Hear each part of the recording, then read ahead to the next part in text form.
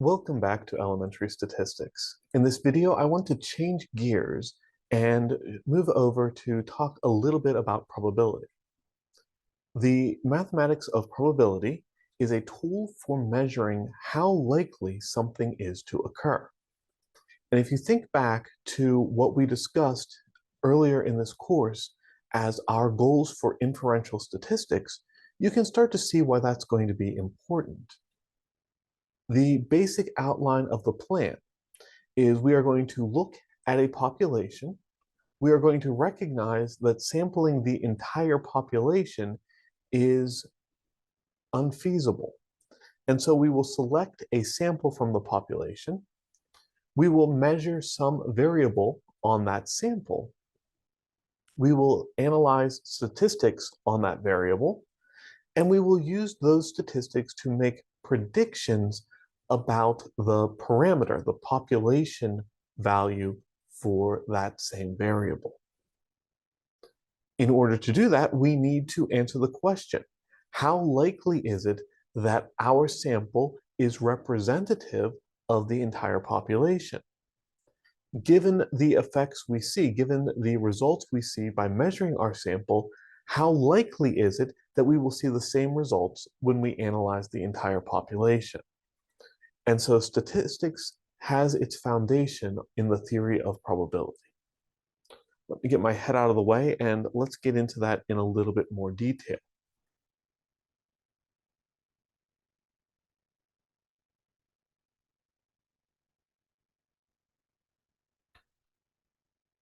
We start our study of probability, our discussion of probability, with the idea of experiment. When I say the word experiment, generally that calls to mind in most students the idea of standing in a science lab with a lab coat on, holding beakers or something like that. In mathematics, the idea of experiment is far more general than that. An experiment is any repeatable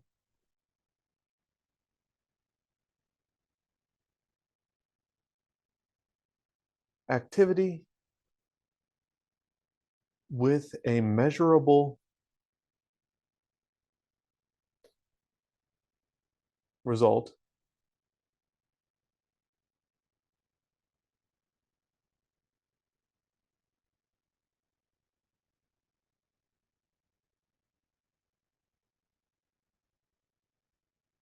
we call that result the outcome of the experiment. And so we're going to be looking at a number of different experiments in this course. Although I do want to stress the idea here of repeatable is a little bit more general also than you might expect. Most of our experiments in this course are going to involve some very simple things because they're practical things that you can experience on your own. Rolling one or several dice, shuffling a standard deck of playing cards and drawing one or more cards from the top, taking a collection of objects and shuffling them around. Those are the kinds of experiments I want to talk about when we talk about probability because they give you something that you can do at home. I'll talk more about dice later, but if I replace myself, I have a couple of dice here of various sizes. There are 5 what are called platonic solids in geometry. They're named after the Greek philosopher Plato, who first analyzed them. They are the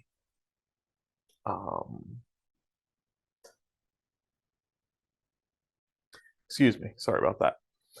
Anyway, we have the tetrahedron. We have, well, it has a couple of different names, but it's a cube. It's a square box. The octahedron has 8 sides. The dodecahedron has 12 sides, and the icosahedron has 20 sides. You don't need to know the names of them. You don't need to know anything special about them, except that a 4-sided die has 4 faces with numbers 1 through 4, and each face is equally likely to occur. my four-sided die is a little bit weird because you actually read the result off of the bottom of the die. So in this picture, in this video shot, the 4 here at the bottom is the number that's face up, so that's the face that we have. And if I turned it like this, now the 1 is face up, so this is what it looks like when it lands on a 1. Right? The 6-sided die has 6 faces, 1 through 6. The 8-sided die has 1 through 8. The 12-sided die, of course, is 1 through 12, and the 20-sided die is 1 through 20.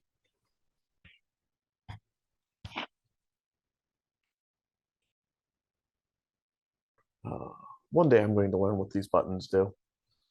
Um, we'll also be looking at experiments involving drawing cards from a standard deck of playing cards. A standard deck of playing cards has 52 cards, which are arranged in 4 suits: hearts, diamonds, spades, and clubs, and each suit has 13 values. The 10 pip values, ace, 2, 3, 4, 5, 6, 7, 8, 9, and 10, and the 3 face values, jack, queen, and king. We'll be looking at drawing numbers from a pot. If you've ever seen a drawing of the state lottery games, that's the idea what we're talking about when we say draw something from a pot. Sometimes it's going to be numbers, sometimes it's going to be colored balls, sometimes it's going to be words or names or anything of that sort. But if you keep the idea of the lottery in your head, you'll have a pretty good idea of what we're talking about. So we have a number of things that we can do. I say that these experiments have to be repeatable, but repeatable is kind of an abstract sense. For example, I can perform the experiment of blowing up the Eiffel Tower. In theory, I could repeat that by rebuilding the Eiffel Tower and blowing it up again. In practice, if I blow up the Eiffel Tower, I'm going to be locked away for a very long time, and I'm not going to have anywhere near the funds to cause the Eiffel Tower to be rebuilt.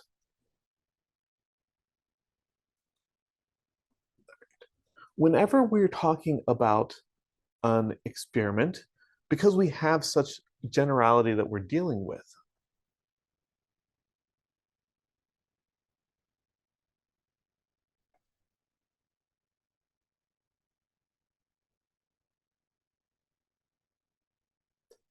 we'll summarize the experiment by using a sample space. Sample space of an experiment is a set which contains every possible outcome. You should remember from previous mathematics courses, set is a very general idea in and of itself.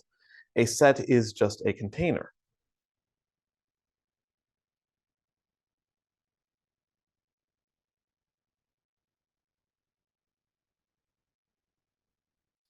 So for example, if I'm talking about the experiment of rolling a 6-sided die, the sample space is the 6 possible outcomes. The die could land with 1 pip face up, or with 2, 3, 4, 5, or 6. Those are the possibilities. Those are all of the possibilities.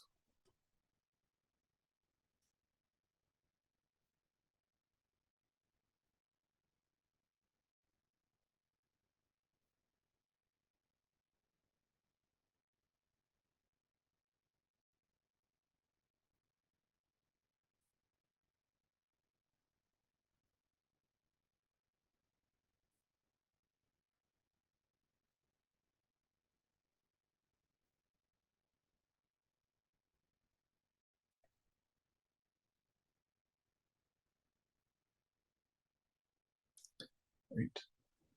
The vocabulary here will vary. We can call it either the cardinality or the count of an experiment. It's the number of outcomes in the sample space. And again, the notation can also vary. N of S is very commonly used for the cardinality of the experiment with sample space S. I'll sometimes also see it written using absolute value bars. So n of s, absolute value of s. Either way, we're talking about the cardinality or the count of the experiment, the number of outcomes in the sample space, and in our experiment of rolling a six-sided die, the cardinality is 6. There are 6 different things that could happen.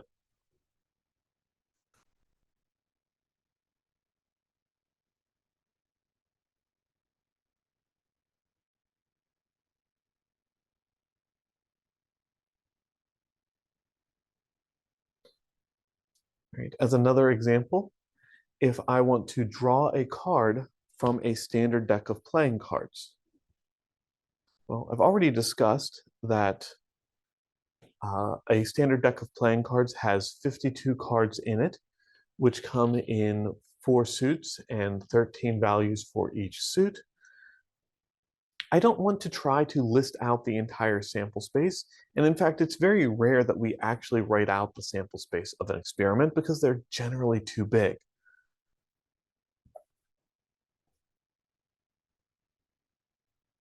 But we can definitely say that there are 52 different outcomes in that experiment.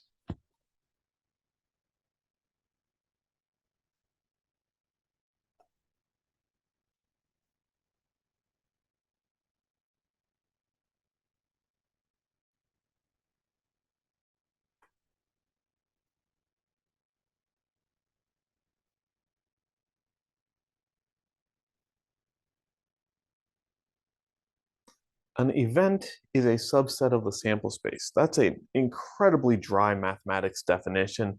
It probably doesn't mean much, although it does remind us that it is a set, and it is a set containing only things that are in the sample space, so only outcomes for the experiment.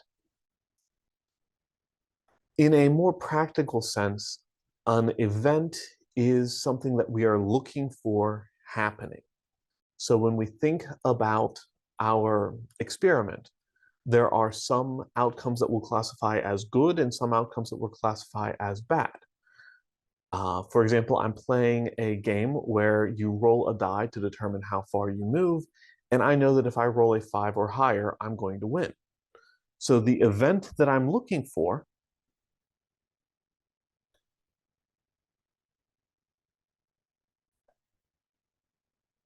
when I want to roll a 5 or higher on a 6-sided die, well, the possible ways that I can achieve that are to roll a 5 or to roll a 6. There are 2 possible outcomes that give us this result.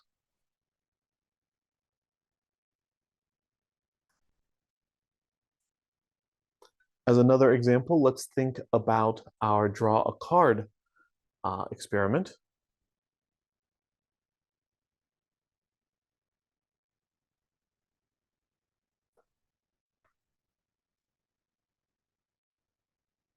So for example, if I want to draw a heart, when I draw one card at random from a standard deck of playing cards, I'm not going to list out the entire event space because there's more entries than I care to write out. But remember that in a standard deck of playing cards, there are 4 suits, and each suit has 13 different values. The 10 pip values, ace, 2, 3, 4, 5, 6, 7, 8, 9, and 10, and the 3 face values, jack, queen, and king. So the number of cards, the number of outcomes in the event space are the 13 cards that are hearts.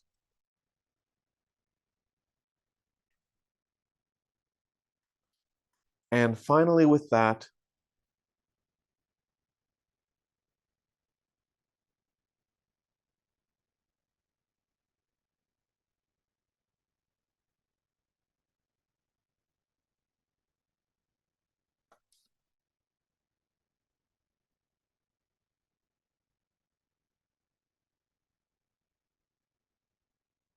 we can define the probability of an event as the ratio.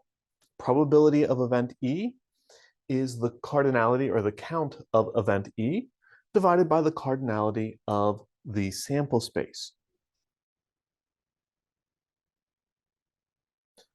Once again, a little bit more practically, thinking about this, if you take all of the outcomes that do what you want and divide by the number of outcomes in total, you get the fraction of outcomes that do what you want, and we call that fraction probability.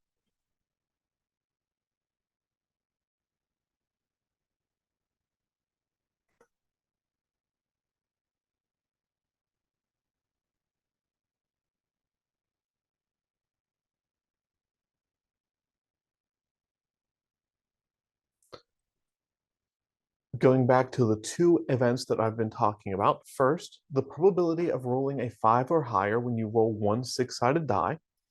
We saw that there were two ways to roll 5 or higher, and we saw that there were 6 possible outcomes in the experiment. I can write that as a fraction, 2 over 6, which reduces to 1/3. Sometimes it's going to be more useful to write this as a decimal, 0.33, etc. Sometimes it's going to be more useful to write this as a percentage. For our purposes in this course, writing probabilities as decimals tends to be the most useful of the options, but remembering that all three of these are possibilities is useful in various applications. All right. And the other event we've been talking about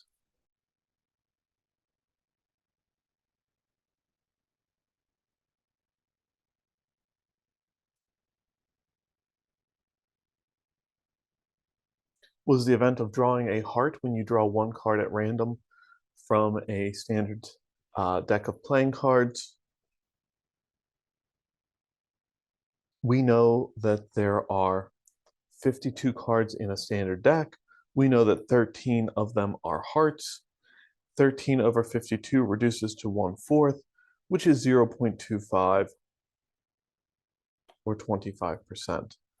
And again, usually the decimal is going to be the one that's most useful to us in this course.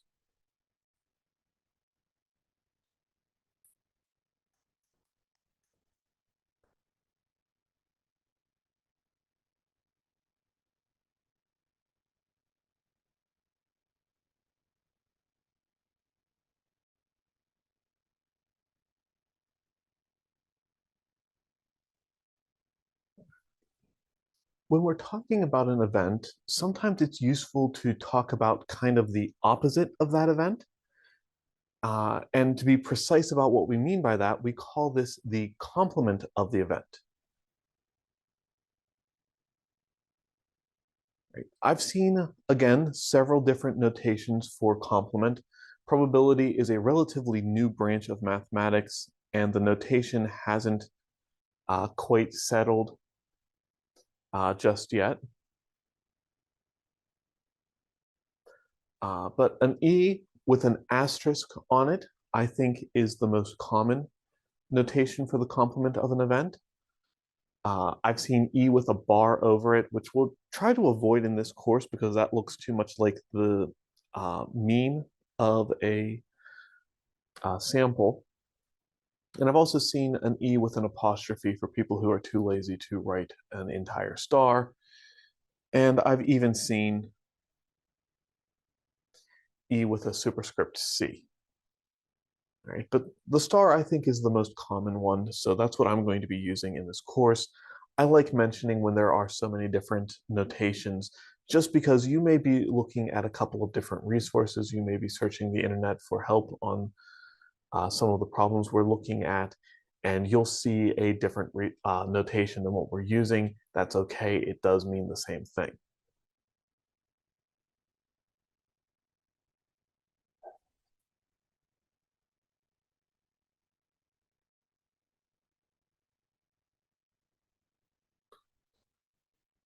Right. The complement of event E is the event that E does not occur.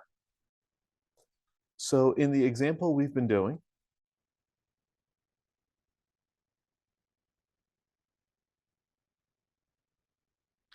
rolling a 5 or higher, remember that our event was the set containing 5 or 6. Those are the two results on a 6-sided die that are 5 or higher. The complement of this event is everything else.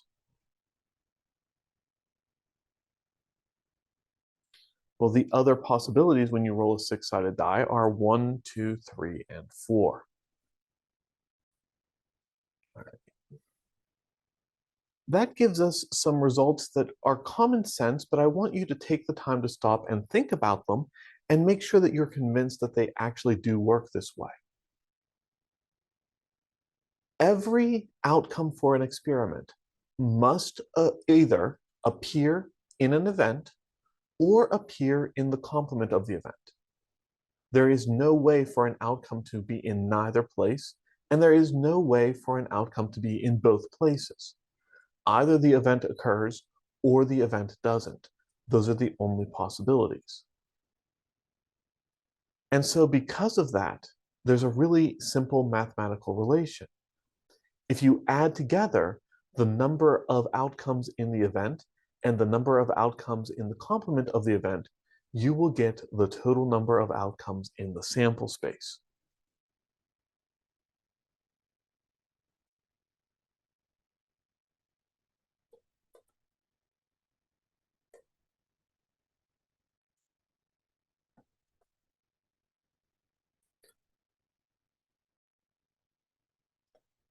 Then from there, remember that if you take the number of outcomes in an event and you divide by the number of outcomes in the sample space, you get the probability of the event.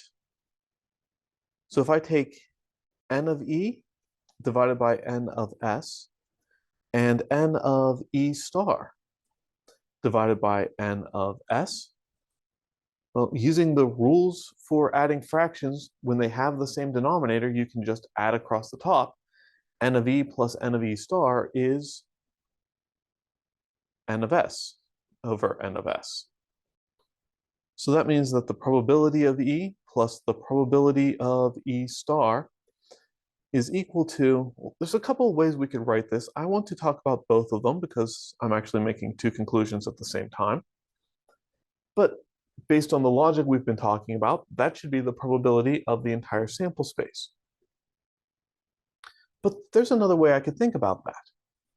Because I'm taking something and I'm dividing it by itself. And anything divided by itself is always equal to 1. Right? So a couple of conclusions to come to here. First of all, if you know the probability of an event, you can find the probability of its complement by simply subtracting from 1. The other thing to take into account here, if you are doing an experiment, the probability of the sample space, that is the probability that when you do the experiment, something happens, is 1. That makes a little bit more sense when you think about this as a percentage. Remember, 1 is the same thing as 100%. There is a 100% chance that when you do an experiment, you get a result.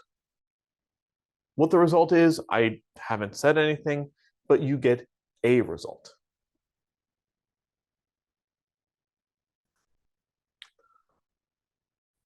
All right. One last thing before I wrap up here.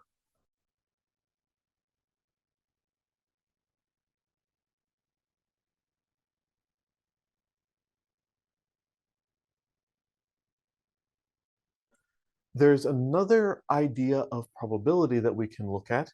And again, because probability is relatively new, there's not a settled one name for this thing. A lot of people call it experimental probability.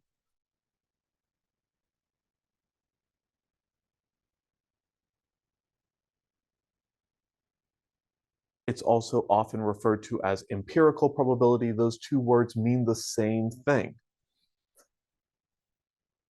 Experimental means you go out and do something. Empirical means you look around and observe something. For all practical purposes, they are the same idea. The key here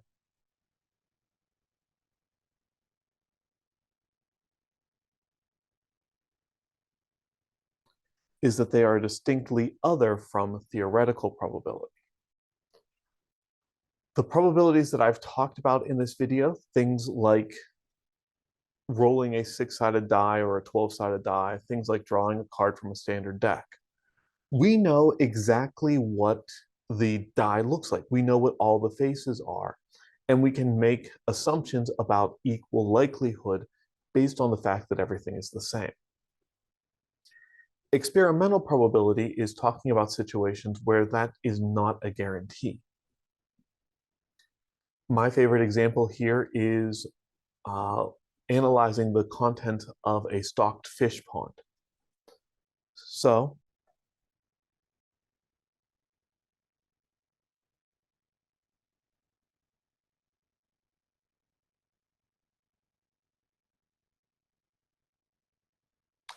let's say that I caught and released 12 fish.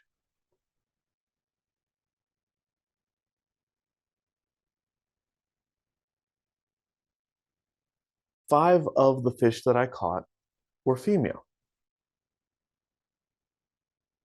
Then the event of a fish being female experimentally is 5/12.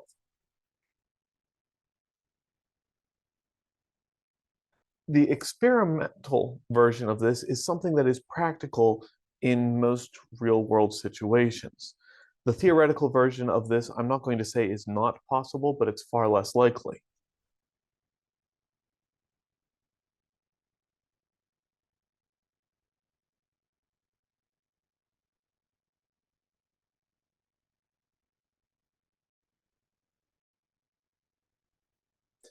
Right.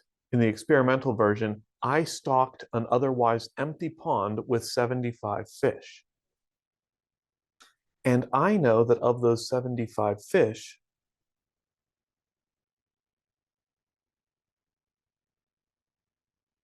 that 35 were female.